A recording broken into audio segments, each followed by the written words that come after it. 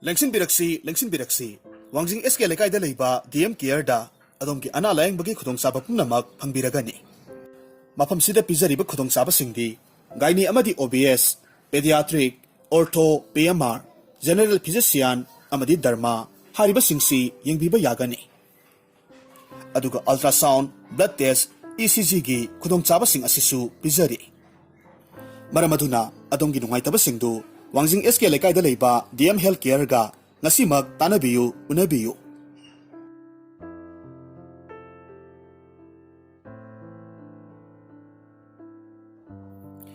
Thaina, matam amagi wari ni, yamna sakutpagi mami tadriba, apikpa khungang amada, yamna ahal oiraba, yamna lairaba, ahal ama lairami. Ahal dugi masanupa, mari lairami.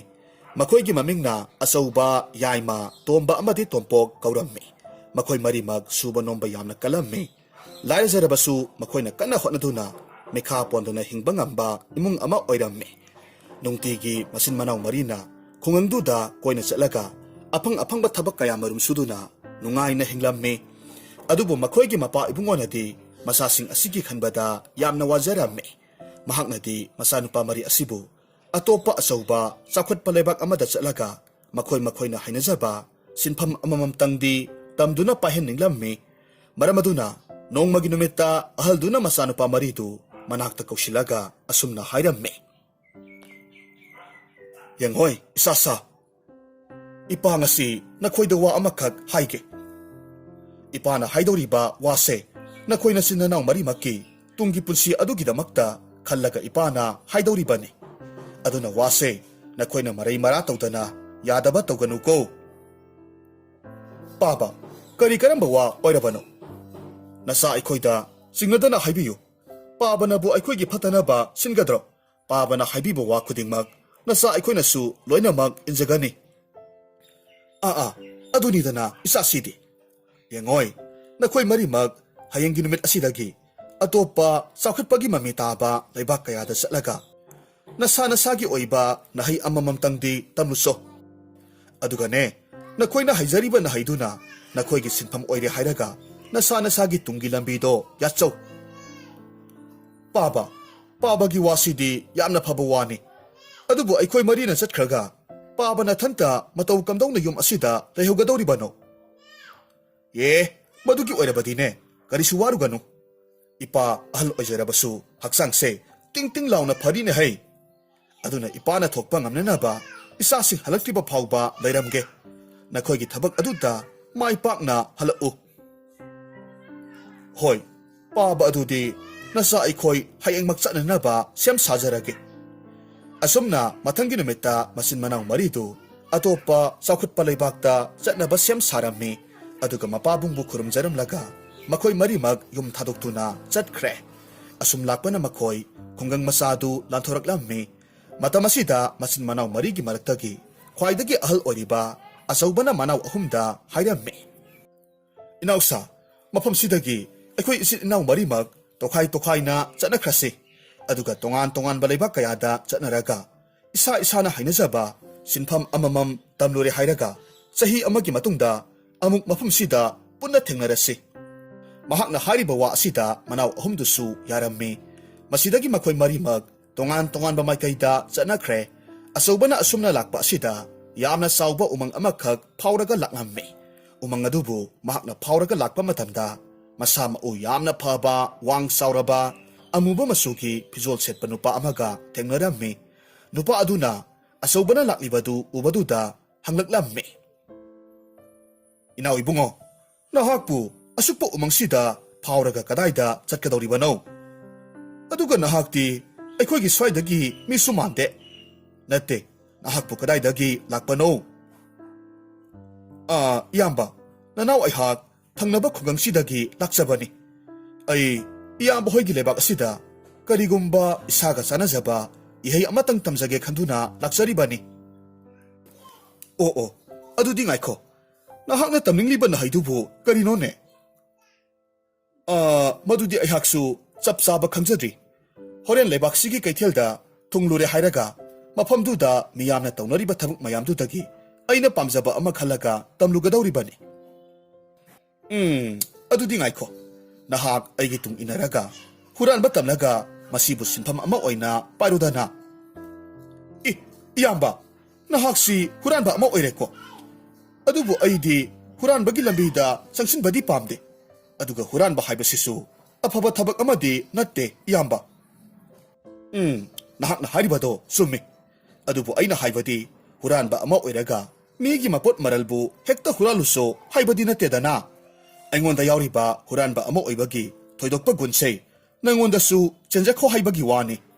Ay hak na ne, nahak po kanagong mamiyoy amadagi, misak aduna karimata sukhang hek kanganda na, makoygi masada yauri ba natraga na, makoygi makutmak na hek pari ba poto, huranahan ba ngamhange. Aduga nahak na mahisay, hairaba matungda, karigumba matamda miyamgi damag, afaba lambido oina mahisay, sisinaraga tabak tawba yayna. Aduna ni, iyaba na hariba wase, nahak munna amuktang kalaga yengo. Masida asaw basu wakal ngayhak kalaba matungda, huran baduda asum na hayrakki. Hoy, pari iyamba, nahak na hariba wado, ay su yarage. Aduna nga si hariba na misidagi, ay hakpo nanang makni kanbido na, huran ba hariba tabakse, may pak na taubangam na naba, iyamba na takpiro. Ho, adunida na, inaw city, pare, adudila iyambagi yumda salaga, ay haki hayzariba mahisingdo, nangonda su takpirage. Asum na numit adudagi asaw badu, huran matamba hawki, aduga nakan amaramda na, yay madusu, mahaki kongchatu, liyapta na asum lakpa matamda, lamhang oyna tauba, mapam amada, yam na wangkraba, mayung na isang-sang ba, mapaydi iyaw-yaw da ba, yung amakag tengnarami. Madu ubada yay madi, aduki matik ngaglami, aduga masinda tap na sonjay. Kari yung no ni masibo, mayung na isang-sang laga, marak amata yaw di masibo kari hino. Masigi yung budo di, ngaw po zatla. Kari dabu pazaduna, sari ba yung kusano kang dene. Hari ba tanja asimaktada, yung dudagi nupa amakag torak lamme, aduga nupa du hek yung bamatamda, ang ngaw bamisak amasu malamme, mahaki masam amadi makoy dusu, hainingay lita na sang lamme. Madu uba matamda yay madi, mamaydu laytok laga sat ketawramme, adubu nupa du na, yay mapukam laga asum na hayramme. Hay, ibungo, ngay ko he, nahakpo ka na no, aduga mapamsida, layram di ba sina karigino. Iyamba, ay hakse, atapak kungangamadagi, mapam aswayda, karigumba sinpam oyba yagada ba, ihay amatang tamzagi hayduna laksabani. Aduga ay na, asum lakpagilambi asida, iyambagi yung sida tunglubani. Iyamba, waraw biba yade ko, ay hak, asum nakan sida, layriba lambi asida tsatsakrage. Hay, ngay ko ni henangbo, nate, nahak po mahay ama, tambalakpani haybaday ne. Adudi, ay giyum sida layraga, Aingonda arapa mapamda layba po singbu, naksin na ba amadi, ubang ambagi mahaydo, tamsak roda na. Iyamba na hari madubu, oy ba maki, tambayagadra ne. Hay, apang ba, karigiyada ni. Ay say, hiram maduda, hay toy sing toy ba, miyoy amani. Nahak na bu pamlabadi, mahaydo, tamlaga sa sako. Adudi iyamba, ay hak mahaydo, iyamba dagi tamzarage.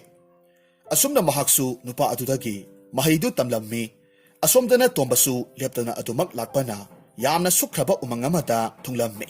Mapamdu da hawriba uwa mayam aduna, mapamdu lantok laga chatpada, yam na waana toklammi, mapam asimakta da makutatian paiba nupa amakag, sagol tonglaga, may kay adwamda yam na yang na tawraklammi, aduga mahakpu uba matamda, nupado na hayreki. Inaw ibungo, somda sajila ba amaga chen kiba uhobra. Iyamba, nanaw ay hakti sajila ba dudi uzadebo. Aduga ay na laksari ba lambi sisu umangsigi lambi paring asidani. Aduna ay na umangsida hek sang nagpadagina sajidi larada na atay atopa sa amatasu tengnarakte. Ay na hawjikta sajila ba amakag tanarakpani. Adubo mapam kangda na mangtokre. Pare. Sina atopa wa ama oikre. Natinehe, nahak po kaday dagi lakpanaw. Aduga asuk yam na sukraba umangsida na, nahak na tanta karitarom ni bano. Iyamba, ay hakse, atapak kungang amadagi, karigumba ihi amatang tamsagi hayda na laksabani. Nahakna tamgadawriba na haydudi kari mahayno. Iyamba, madudi aihaksu hausikmaki oinadi khangjadri. Horen aina chakhotpa leibak aduda thungluraba matungda makoina tawnariba thabaksingdo madu yenglaga apamba ama hekta khallaga tanggadawribani.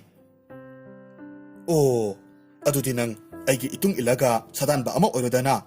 Aihaknane nahakpu khwaidagi haithoi singthoiba sadanba ama oina tambige. Hoi iyamba, adudi aina hek pamjaba haibado thokle.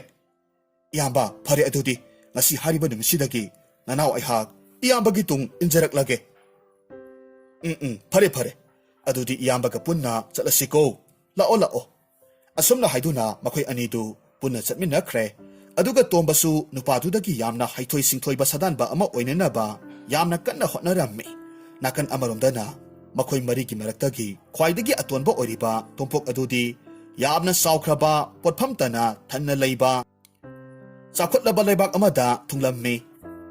Hairiba maphamdu makoygi khungangduga yamna khetnarammi.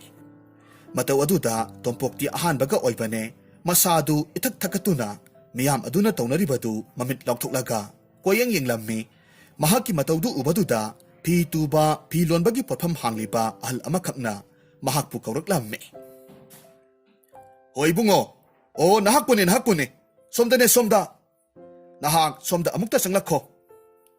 Tompoksu ahal dugi manakta sangsilaga hairammi. Kura, aibu kaubibabu kari haibigadabano. Ibungo, nahaksi minaw sumale. Lairiba mayam asida, tawnariba sida, ingak-ngak na yenglaga laybaduda, nanggi kurana asum kangduna, nangonda hangbanida. Lana lagano ko. Nate, nahakpu kadaydagino, aduga mingna kari kaubage. Kura, kari gilana kandawribano, nasa aihak adum na kanjaba layte. Aduga aihakpudi, atapak kungang amadagi laksabani, iming na tompok kawi kura. Ibungo tompok, nahakpu mapamsida kari tawbalak libano, nate, nanggi mari mataga laibra haiba. Kura, mapamsida aigi mari matadi lareduna, kangnaba misak amata phawba layteda. Aina laksariba asibudi, mapamsida karigumba isaga sanagadaba, sinpham amatang tamlaga haijinjage haidana laksaribani. Madudi yamna phaine hebo. Hausikkangi nupa masasing asina tawribase, noong nganbadagina namit taba phawbase, laykaida laybung phamlaga layre hairaga, saramdagi matamda khaktani, makoyna mayum nisinglakibase. Makoy sing asigi marakta, nakoy gumba gyan taba khara thinglabase, nanggi kura aikoydi, wakalse nungay na hey. Adubu tompok, nahakna pamgadra haibadi khangdeko. Karigumba nahakna bu pamnabadi, aigi potphamsida layraga, pi lonba pi tubagi thabakse tamjakro haibabu, nahakpu kari khanbage. Kura, madudi aigi yamna laibak phabu wani. Nasa aihakti thabak ama tawbada chilhaw thijaroy. Aduna kura, ngasi hariba numit asidagi, ay kuragi potphamsida yawjarage. Adubu aihakna ngamliba makhaisu, kuragi mateng pangjage. Aduga kuranasu, ay buhiramsida may pakna haiba ngamnanaba, kara takpiyo. Madumaknine, ay napamiba sisu. Pare. Adudi laoko, manungda sang lao. Mataw asum na tompokti ahal dugi pilon ba amadi pi tubagi tabak aduda may otsilaga tamkre. Asomda na masin manaw mari adugi mapabong oiriba ahal dudi masanupasing bulak pa ngay na mahaksu hingdabadi yadabani na migi labukta tabak suba yawrami noong ma ahal du makoy gilekay dugi nupa karagaloy na law penglaga layrammi maduda nupa ama na ahal duda asum na hanglammi. Tada! Nahakna na tomta layrak iba sibu, panati kuire. Aduga tadasu, ahal di pana o silak lavanito. Aduna nasasing dubo halak hiroidro. Ibungo, isasing do, magi oiba mahay amamam tambasat kibanina. Makoy na tamliba mahaydo mapung pana haydriba pawbadi, halak higadaba mandebo. Aduga karamba matamda kari numita halakani haybadusu, tambang amdriba po nita. Karino ne hariba sibo? Tada, nate. Tadabu makoygi ipawga amata tada bro. Tadeda ibo. Adubune, ay na isa singdugi matik matawna adubudi munna kangi. Aduna makoy marimag nongma nataga nongmadi aihaki inakta tekta kaidana halakkini haibase aina khangine hai. Adubune tada hausikkangi agangsingse karinomadi loinamak taunarabani. Yumdana saktam ama lamda thokragana saktam ama onbasu yamna lairabani. Aduna makoy marisu atopa sakhotpa leibak adudaga nupiga thidana nungaina leirambasu yariba potnida. Nahakna haribado asumba wani. Ibunga adubune nangi tadana khanbadadi thabak adumakti isasing aduna haujik phawbagi oina tawrongkhigani haibadi thajadebu. Hoida tadagi isasing adubudi wakhal loina tabanida. Nanauna haijabadi haujikkangi nahasiksina tawriba maong matawsibu sum wakhalna lamsillaga khallaga haijabanida. Tada lana khanbiganuko. Khandeda inauna haibabu karigi lana laugadoribano. Asumna sahi ama haukre haujikti masin manau maridu mana tamliba mahaidu mai pakna haiba miyoising oinakre. Aduga haujikti makoy maridusu mayumda amuk halakpagi matam osilaglammi. Masidagi asauba yaima amadi tomba makoy ahumdi makoy butambirakliba miyoising aduda biday lauraga mayumda halakki. Aduga tompoksu mayumda amuk halaknabagidamag mahakpu pi tuba tambiriba ahaldudagi biday laurammi. Mahakna salamdagi mitkup aduda ahalduna tompokta karigumba pasak amakag pi machet amada yomlaga pirammi. Aduga hayakki. Tompok sese masigi pi machet asida yomli base araiba asamba yatum amana teko. Masigi yatum se masi pi khaktanatana pasak ama hekta tashinba thosinba ngamba yatumni. Nangi kurana ne nangi samjaba puksel sengba matautuda peladuna masibu nangonda khudol oina tamlabani. Kura nasada asuk tanglaba pasak asidi pibigano. Nasadi kuragi damakta karisu piba ngamde. Adugi sumathakta kurana aihakpu pi tuba pi lonbasu tambiraga isagi oiba mahi amasu lemna takpiribani. Aduna nasa aihakna kurana piriba posakse lauba ngamzaroi. Hai angauba madu yadene hai. Sese aina piriba yatumse loksillu. Karigumba nahakna yatumsi puduna satkiba thoklawadi aigi wakhalse yamna nungai hauraroine. Phare kurana adumna hairabanina nasa aihak yatumse loksinjarage. Adudi kura nasa aihak amuk chachakhrage ko. Asumna hairaga ahal dubu kurumlammi tompoksu mayumda halakle. Aduga makoy masin manau maridu mamangi matamda makoy na hainakiba adugum makoy marina khaidoknakiba mafam adumaktada thengnarammi. Aduga makoy maridu amana amabu nungsina konarammi. Makoy gi khongchet adugi wari kaya marum linarammi. Masidagi asawbana manau ahumduda hairammi. Inausa iyambadi nakoy ahumna asoy angam amata yaudana halakpasi ubasida yamna nungaire. Aduga ne nakoy gi oiba mahay amamamsu hayrakle tabada amukka hena nungaiba phawito. Adudi aikoy mari yumlomda pabagi manakta amuk hanaba tawrasi. Masa aikoy yaudana sanglaba chahi amase pabadu kamdongna leiramgadage khanbada aidi wakhalse aduki matik wa. Aikoy mari yamna thuna pabagi manakta halasi. Asumna hainaduna makoy mari mag mapabungki manakta thuna laklammi. Ngaihakki matungdadi makoy mayumda thunglammi. Makoygi mapabungdudi sumangda phak ama tharaga nungaina tumlaga leirambadu makoyna thengnarammi. Masidagi asawbana mapabungbu tapna hauduktuna hairammi. Baba tabiribro nasa aikoy halakle. Ahaldu masanupana kaubadu taraduna tumlambadagi haugalaklammi tingli yangli tekna hairakki. Isasa nakoy halakledana. Pabadi migi lau peng basatlubadagi halaklaga waman kradana sumang chida adumak tumkraba maledana. Nakoy na halakpasi ubada ipadi haraw bagi ngamkay laytrene hay. Aduga ngay ko nakoy maribu nasana sagi oiba mahisingdi hay naraklabro. Hoy paba nasa aikoy isa-isagi oiba mahising hay nakalaksarabani. Adudi asawba nang na ahal nina nang na hayrakliba na haydudi kari karamba mahino ipada hayudana. Paba, aina haijaraki ba ihesidi, kanagumba miyoy amadagi, makoygi masada loinaraga laiba natragana, makoygi makut magna pariba pasakto, miyoy duna sukang kangandana, huran bangambagi mahisini. Ha, kari haiba sauba? Nahak na tamlak liba sidi, huran ba haiba dunine? Pare, huran babu oygera, amabu oygera, nasana pamna tamlak labanina, ipana su yabatavani. Adubune, yengoy, nahaki na haido, yariba makaidi, apaba maikaida, sijinanaba hotnaw ko. Ibungoy ayma, nahaki na haido, amuk hairudana. Nahakso, nayamba daw na huran ba dako ki mahay oy na, tamlak lekay na, haido riba zakla. Kaday dagi, Paba, ay natamlak iba sidi, adugma mahaydo na te Paba. Atapa, yamna lapa, mapam amada layba, miyoy amana, kari tori bagi haybado, ubang ambagi mahay adoni, nasa ay na hayjarak ibase. Adubo ay rabadi, payne hey. Hay, ngay ko ni hey yayma, nate, nanggi sibu, maaybaga ay rabra na hey.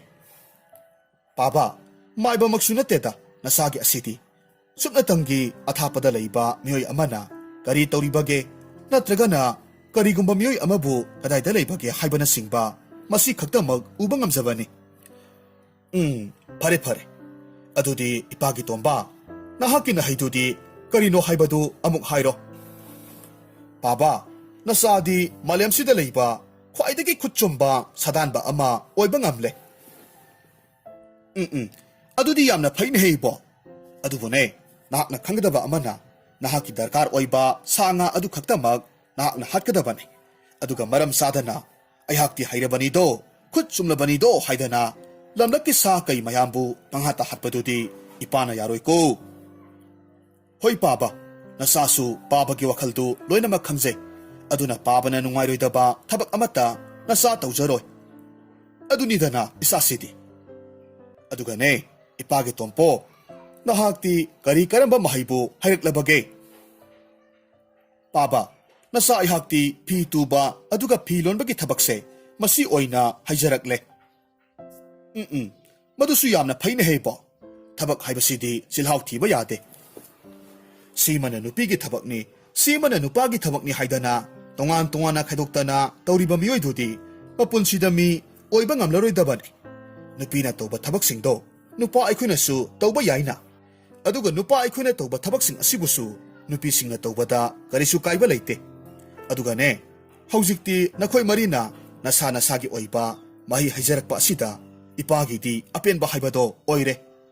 Haujikti ipa sirabasu kuyatu sitna sibang amlaganito. Masidagi masano pa mari aduna mapata hayrammi. Pababu karigi hekta sigadawri bano. Paba siba yadri. Kuina punsikigadabani. Nasa ikoyga nungay na laikigadabani.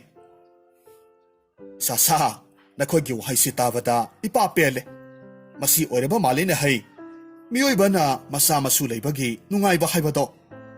Asum na nungay ba wari kaya mas hanaraba matung mapamasadu haraw na layminaki. Asum na thakara hawkre nong ma ikang kangawda na asaw ba hoygi kungangduda kangna ba inakun ba lebak amadagi nupa amana asum na pau saitok pa laklammi nupa do na makutta don ama kakpairaga asum na law-lawraga kwachat-chatlammi. Ho tada ba sing tahawro kungang asida layriba nahapakang makaygi oyna pau amakag lautok pa laksariye. Madudi, tangnaba laybak talayba, yamna inakun ba, purian kauba pa asigi, amata poksabi, mamom langlen asi, tamtira ba singlay amana, paraga pukre. Aduga mapam kaday daloto na, tamkrabagya haybasu, kananasu, kang bangamdri. Adubu kana gumasing na, langlen amadi, singlay adubu tirure hayraga, singlay dugi makutagi, langlen bu, doktok laga purak pangambamiyoy aduda, manamatom kayama, bibagalunin na, langlen masamak pusu thajagani haina khangalakli maramasidagi kungang sida layriba masama upa ba nahapakang makhaina laibak yengning yawrabadi thangnaba laibakta lakpiraga langlen gi mapa ibungo puren gi manakta unabiyu masigi paujalsi piba laksariye asumna hanjin law-lawraga nupa du satkre nupa asina lawriba wapam asi masin manaw adunasu tahawrammi aduga makhoygi mapabung adunasu tarammi masidagi mapabung aduna masamarita hayrammi. Sasa Hauzik nupa aduna lauramliba wado nakhoi chu chatlaga laibak yengluso aduga nakhoina haijariba nahi adubusu mafamduda sangyengbo oina uthokluro wafam asida masa marisu yarammi masidagi mathangi numit aduda masin manau maridu thangnaba laibakta laklaga purenga unarammi aduga purendagi ayaba lauraba matung makhoi marina langlenbu thiba hauraklammi aduga wafam amana thangnaba laibak adudi isingi ipakna hena namna oiba lam amakhak oirammi maram asidagi makhoi marina hizau amakhak pibinaba hainasu purenda haijarammi purenasu hizau amabu makhoi marida pirammi aduga haujikti makhoi marimak hizau duda tonglaga langlengi khongul liba haurakle hizau adubu asum tonglaga lakpa matamda ipaktugi iyai yoksilakadaure aduga langlendi haujik phauba kadaida leibage haiba khangba ngamlamde masidagi yaimana hairakhi tasau inau animak aina khanwada langlen bu thiba phangnanaba upai ama leire ha kari haiba yaima adudi upai du karino haibadu hairodana tasau ai hakki mahai sijinaraga langlen du kadaida kamdona leiribage haibado hektamak yenglage hoine he nahakki mahai du di lapna leiba miyoi amabu kadaida leibage haibadu su khangdoribaniko fare fare adudi haujikmak langlendo kadaida leibage haibado yenglo yaimasu hoi haiduna mamit ushillammi langlenbu kadaida leibage haibadu yengba haurakhi matamasida makhoina leiriba ithat adudagi irap laptana ithat masa amakhak singlai aduna langlenbu pharaga thamlibadu yaimana urakhi masidagi mahakna mamit tapna pangthuraktuna langlena leiriba mafamdo hairammi aduga khonglei thunamak hidu ithatu tamna holaklammi mafamdu yorabada singlai adudi yamna nungaina tumlaga leirammi aduga mahakki makhutna langlenbu chetna pairaga leirammi phibam aduda makhoina langlenbu hektamak puraga lakpa haibasi araiba thabak amadi oiramde maram aduna asobana mahakki huranbagi mahaidu sijinaraga singlai aduda masa sukhang khangandana langlenbu huralaga puraklage haina hairammi manau ahumduna su yarammi haujikti asobadu hidudagi tapna kumtharaklammi aduga yamna haina singna singlai aduna karimata hek khanghandana langlenbu lona huraga puraklammi aduga makhoi punna hidu tonglaga thodoraklammi adubu laibak thibadi makhoina mafamdudagi khara hek chatpa hobagadi tumlamba singlai du mitkap khangthok thoraklammi aduga langlenbu hi amada haplaga pukre haibasi mahakna khangle masidagi yamna saungna hidu tamna pasilaklammi mataudu ubada langlen yamna pakhatna makhoi marida hairammi is ibung hoi tamthiraba singlai se aikhoi tamna pasilakle hojikti aikhoi pumnamak thawai mangba tare masidagi asobana hairaklammi ibema karisu pakhatkanu nabung aikhoi leiribasidi adugane iyambagi tomba hojikti nahaki nahaido uthuknabagi tanjadu oirakle nahaki tin aduna kaplaga singlai se hatlo asumna hainaraba matung tombana mahaki tendu singlai dugi mathabak thumna kapsilammi matau asida singlai adusu yamna kanna law khonglamlaba matung atiya mathak adudagi siraga makhada tasilaklammi adubu laibakna thiribadi singlai aduna taraklibadudi asauba hoina tongliba hidugi mathakta tasilaklammi maram asidagi makhoina tongliba hidu machet lising thokna kaikhre asumna hojikti makhoi loinamak ising manungda tasinduna iraknarammi mafam adumakti isingi ipak oibaga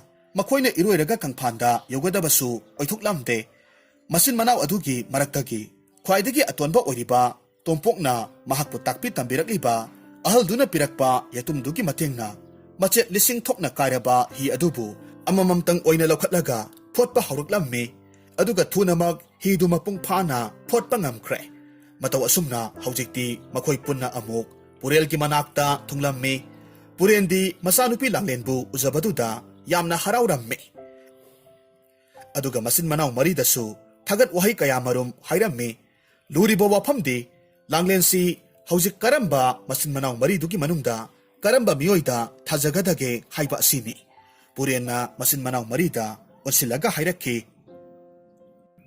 ibungo nakhoi marina isanupi asibudi kanbirakle adubu hojik luribo wadi nakhoi marigi maraktagi ꯀꯔꯝꯕꯗ ꯏꯆꯥꯅꯨꯄꯤ ꯂꯥꯡꯂꯦꯟꯁꯦ ꯊꯥꯖꯒꯗꯒꯦ ꯍꯥꯏꯕ ꯋꯥ ꯑꯁꯤꯅꯤ꯫ ꯋꯥꯐꯝꯁꯤ ꯇꯥꯔꯨꯕꯗ ꯑꯆꯧꯕꯅ ꯈꯨꯝꯃꯤ, ꯈꯨꯔꯥ, ꯅꯆꯥ ꯑꯩꯍꯥꯛꯅ ꯂꯥꯡꯂꯦꯟꯕꯨ ꯆꯤꯡꯂꯥꯏꯗꯨꯒꯤ ꯃꯈꯨꯠꯇꯒꯤ ꯌꯥꯝꯅ ꯍꯩꯁꯤꯡꯅ ꯍꯨꯔꯥꯜꯂꯒ ꯄꯨꯔꯛꯈꯤꯕꯅꯤ꯫ ꯑꯗꯨꯅ ꯑꯩꯅ ꯆꯤꯡꯂꯥꯏꯗꯨꯗꯒꯤ ꯂꯥꯡꯂꯦꯟꯕꯨ ꯍꯨꯔꯥꯜꯂꯒ ꯄꯨꯔꯛꯂꯝꯗ꯭ꯔꯕꯗꯤ ꯂꯥꯡꯂꯦꯟꯁꯦ ꯑꯩꯈꯣꯏꯅ ꯀꯟꯕ ꯉꯝꯂꯝꯗꯕꯁꯨ ꯌꯥꯏ꯫ ꯑꯗꯨꯅ ꯈꯨꯔꯥ, ꯂꯥꯡꯂꯦꯟꯕꯨ ꯑꯩꯉꯣꯟꯗ ꯑꯣꯏꯅ ꯊꯥꯖꯐꯝ ꯊꯣꯛꯏ꯫ ꯃꯍꯥꯛꯀꯤ ꯋꯥꯗꯨ ꯇꯥꯔꯨꯕꯗ ꯌꯥꯏꯃꯅ ꯑꯃꯨꯛ ꯈꯨꯝꯂꯛꯈꯤ, ꯇꯥꯆꯧ, ꯑꯃꯨꯛꯇ ꯉꯥꯏꯕꯤꯈꯣ꯫ ꯇꯥꯆꯧꯒꯤ ꯋꯥꯗꯨ ꯑꯁꯣꯏꯕ ꯑꯃ ꯂꯩꯔꯦ꯫ ꯑꯩꯅ ꯑꯩꯍꯥꯛꯀꯤ ꯍꯩꯖꯔꯤꯕ ꯃꯍꯩꯁꯤ ꯁꯤꯖꯤꯟꯅꯔꯒ ꯂꯥꯡꯂꯦꯟꯁꯤ ꯀꯗꯥꯏꯗ ꯂꯩꯕꯒꯦ ꯍꯥꯏꯕꯗꯣ ꯌꯦꯡꯂꯕ ꯃꯇꯨꯡꯗ ꯃꯍꯥꯛꯄꯨ ꯑꯩꯈꯣꯏꯅ ꯊꯤꯕ ꯐꯪꯂꯛꯈꯤꯕꯅꯤ꯫ ꯀꯔꯤꯒꯨꯝꯕ ꯑꯩꯅ ꯌꯦꯡꯂꯝꯗꯕ ꯊꯣꯛꯂꯕꯗꯤ ꯂꯥꯡꯂꯦꯟ ꯊꯤꯕ ꯐꯪꯂꯝꯂꯣꯏ꯫ ꯑꯗꯨꯒ ꯇꯥꯆꯧꯅꯁꯨ ꯆꯤꯡꯂꯥꯏ ꯑꯗꯨꯗꯒꯤ ꯂꯥꯡꯂꯦꯟꯕꯨꯁꯨ ꯍꯨꯔꯥꯜꯂꯝꯂꯣꯏ꯫ ꯃꯔꯝ ꯑꯁꯤꯅ ꯂꯥꯡꯂꯦꯟꯁꯦ ꯑꯩꯉꯣꯟꯗ ꯊꯥꯖꯐꯝ ꯊꯣꯛꯏꯅꯦ ꯇꯥꯆꯧ꯫ ꯃꯍꯥꯛꯀꯤ ꯋꯥꯁꯤ ꯇꯥꯔꯨꯕꯗ ꯇꯣꯝꯕꯅ ꯑꯃꯨꯛ ꯈꯨꯝꯂꯛꯂꯝꯃꯤ, ꯇꯥꯆꯧ, ꯇꯌꯥꯏ, ꯑꯃꯨꯛꯇ ꯉꯥꯏꯕꯤꯈꯣ꯫ ꯀꯔꯤꯒꯨꯝꯕ ꯑꯩꯍꯥꯛꯅ ꯆꯤꯡꯂꯥꯏꯗꯣ ꯍꯥꯠꯂꯝꯗꯕ ꯇꯥꯔꯕꯗꯤ ꯑꯩꯈꯣꯏ ꯂꯣꯏꯅꯃꯛ ꯆꯤꯡꯂꯥꯏ ꯑꯗꯨꯅ ꯆꯥꯔꯒ ꯁꯤꯒꯗꯧꯔꯤꯕꯅꯤ꯫ ꯑꯗꯨꯅ ꯂꯥꯡꯂꯦꯟꯁꯦ ꯆꯤꯡꯂꯥꯏꯗꯨꯕꯨ ꯍꯥꯠꯂꯤꯕ ꯑꯩꯉꯣꯟꯗ ꯄꯤꯐꯝ ꯊꯣꯛꯇꯕ꯭ꯔꯥꯅꯦ? ꯅꯥꯀꯜ ꯑꯃꯔꯣꯝꯗꯒꯤ ꯇꯣꯝꯄꯣꯛꯅꯁꯨ ꯃꯔꯩ ꯌꯦꯠꯂꯛꯈꯤ, ꯍꯦꯔꯥ, ꯇꯥꯆꯧ ꯍꯣꯏ ꯑꯃꯨꯛꯇ ꯉꯥꯏꯕꯤꯈꯣ꯫ ꯀꯔꯤꯒꯨꯝꯕ ꯑꯩꯅ ꯃꯆꯦꯠ ꯂꯤꯁꯤꯡ ꯊꯣꯛꯅ ꯀꯥꯏꯈ꯭ꯔꯕ ꯍꯤꯗꯣ ꯐꯨꯠꯆꯤꯜꯂꯒ ꯃꯐꯝꯁꯤ ꯌꯧꯔꯛꯂꯝꯗ꯭ꯔꯕꯗꯤ ꯑꯩꯈꯣꯏ ꯂꯣꯏꯅꯃꯛ ꯏꯁꯤꯡꯗꯨꯗ ꯏꯔꯥꯛꯅꯔꯒ ꯁꯤꯔꯝꯒꯗꯕꯅꯤ꯫ ꯑꯗꯨꯅ ꯑꯩꯈꯣꯏ ꯄꯨꯝꯅꯃꯛꯀꯤ ꯊꯋꯥꯏ ꯀꯜꯂꯤꯕ ꯑꯩꯅ ꯂꯥꯡꯂꯦꯟꯁꯦ ꯐꯪꯐꯝ ꯊꯣꯛꯄꯅꯤ꯫ ꯑꯁꯨꯝꯅ ꯑꯃꯅ ꯑꯃꯗ ꯃꯔꯩ ꯌꯦꯠꯅꯕꯗꯒꯤ ꯃꯈꯣꯏ ꯃꯆꯤꯟ ꯃꯅꯥꯎ ꯃꯔꯤꯗꯨ ꯈꯠꯅꯔꯛꯀꯗꯧꯔꯦ꯫ ꯃꯇꯧ ꯑꯗꯨꯗ ꯄꯨꯔꯦꯟꯅ ꯃꯈꯣꯏ ꯃꯔꯤꯕꯨ ꯈꯥꯝꯖꯤꯜꯂꯒ ꯍꯥꯏꯔꯝꯃꯤ, ꯏꯆꯥꯁꯥ, ꯌꯦꯡꯉꯣꯏ, ꯅꯈꯣꯏ ꯃꯔꯤꯒꯤ ꯃꯔꯛꯇ ꯀꯔꯝꯕꯗ ꯏꯆꯥ ꯊꯥꯖꯒꯗꯒꯦ ꯍꯥꯏꯕꯒꯤ ꯋꯥꯁꯦ ꯃꯁꯤ ꯂꯨꯅ ꯊꯣꯛꯂꯦ꯫ ꯑꯗꯨꯅꯅꯦ, ꯏꯄꯥꯅ ꯅꯈꯣꯏꯒꯤ ꯅꯐꯝꯗ ꯌꯥꯝꯅ ꯌꯥꯝꯈ꯭ꯔꯕ ꯂꯧꯐꯝ ꯑꯃꯗꯤ ꯁꯦꯜ ꯀꯌꯥ ꯑꯃ ꯃꯅꯥ ꯑꯣꯏꯅ ꯄꯤꯔꯒꯦꯀꯣ꯫ ꯑꯗꯨꯒꯅꯦ, ꯏꯆꯥꯅꯨꯄꯤ ꯑꯁꯤꯗꯤ ꯑꯩꯍꯥꯛꯀ ꯑꯁꯨꯝ ꯄꯨꯟꯅ ꯂꯩꯃꯤꯟꯅꯍꯧꯔꯒꯦ꯫ ꯍꯥꯏꯔꯤꯕ ꯋꯥ ꯑꯁꯤꯗ ꯃꯈꯣꯏ ꯃꯔꯤꯁꯨ ꯑꯗꯨꯃꯛ ꯌꯥꯔꯛꯂꯝꯃꯤ꯫ ꯃꯇꯧ ꯑꯁꯨꯝꯅ ꯍꯧꯖꯤꯛꯇꯤ ꯃꯈꯣꯏ ꯃꯔꯤꯗꯨ ꯃꯄꯥꯕꯨꯡꯒ ꯄꯨꯟꯅ ꯌꯥꯝꯅ ꯏꯅꯥꯛ ꯈꯨꯟꯕ ꯃꯤꯑꯣꯏ ꯑꯃ ꯑꯣꯏꯗꯨꯅ ꯅꯨꯡꯉꯥꯏꯅ ꯄꯥꯟꯈꯤ꯫ ꯑꯗꯨꯒ ꯃꯈꯣꯏꯒꯤ ꯈꯨꯡꯒꯪꯗꯨꯒꯤ ꯑꯣꯏꯅꯁꯨ ꯈ꯭ꯋꯥꯏꯗꯒꯤ ꯏꯅꯥꯛ ꯈꯨꯟꯕ ꯏꯃꯨꯡ ꯑꯃ ꯍꯥꯏꯕꯗꯨ ꯑꯣꯏꯔꯝꯃꯤ꯫